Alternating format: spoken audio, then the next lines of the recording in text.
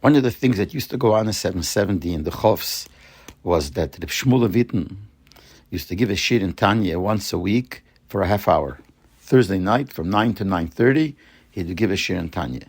And many of the times he would repeat things that he heard from the Rashbatz, who was a Mashpia in Lubavitch, and he used to give also shir in Tanya in Lubavitch, I also think once a week. And he used to go to his shir Tanya and he would repeat certain things that he heard from the Rashbatz. So I just want to repeat one of the things I remember he touched.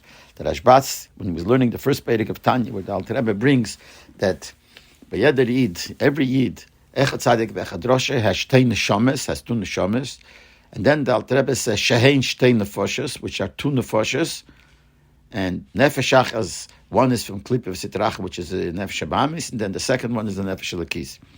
And he asked the question, what does the Alter Rebbe mean by saying there are two neshames, shehein shtei nefoshes? What does that mean? The two neshames, which are two nefoshes. And he touched like this. When you say two neshamas, they seem like a neshama is something more removed from the person. It's a neshama in the person. So you say two neshamas, so you say there are two things that are there that are connected to the person, but they're removed. So the Alter Rebbe says it's not like that. These two neshamas, shehen shtei nefoshes, nefesh is life. These are two basically lifestyles a person could have. It's not just two things which are put into the person. These are two ways a person could live. You could have the life of the nefesh habamis, and you could have the life of the nefesh elokis. And these are one of the words that when he said it, I heard it from a few times.